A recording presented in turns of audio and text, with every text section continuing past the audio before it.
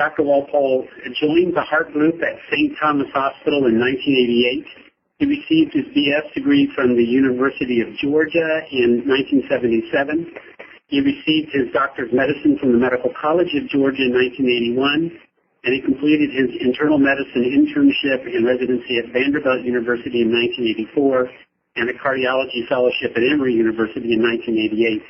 Dr. Walpole also has an MBA from Emory University, the School of Business in 2005.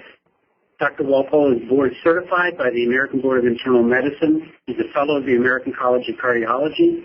He holds a subspecialty of cardiovascular disease and interventional cardiology.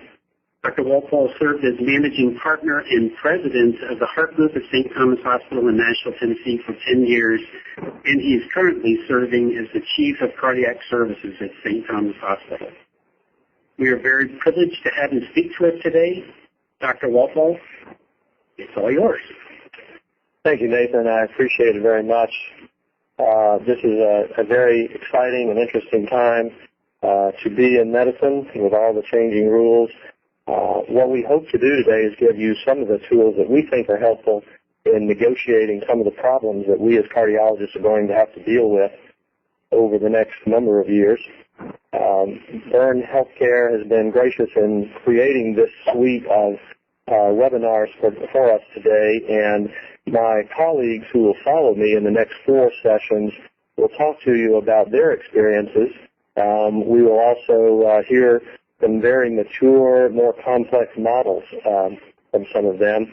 But today my job is really to give you the basics, some of the questions that you need to ask yourself and your partners need to be asking themselves if you're considering some type of integration with your hospital. So I'd like to run through a few slides at this time. And we will go to my presentation.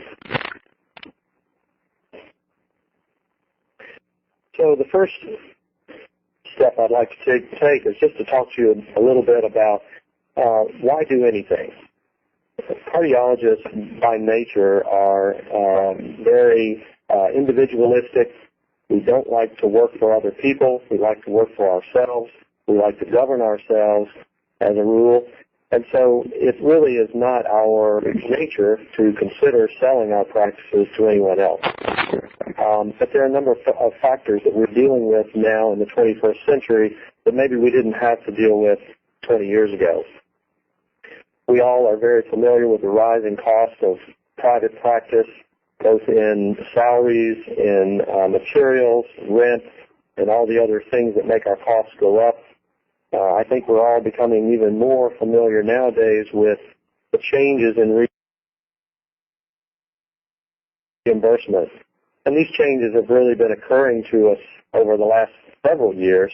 But with the new CMS rule that was announced November 1st, I think it's really brought this to a head. We are clearly under great duress now to create profit margin in a private practice when reimbursement is going to be affected so significantly. And certainly this is happening to cardiology more than many of the other specialties.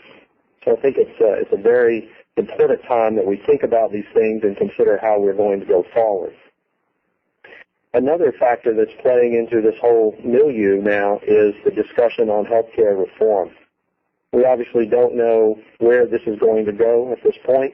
We have heard from the House of Representatives that there will be great debate in the Senate for the next several months. And what comes of all that, we certainly don't know at this point. We can speculate, but I think as business owners, it is our job to try and foresee the future and position ourselves in the best position to be successful. There certainly are also factors that occur in local markets that can play into the decision about whether to remain a private group or whether to work some sort of deal with a hospital. So I think all of these things are factors in our business today.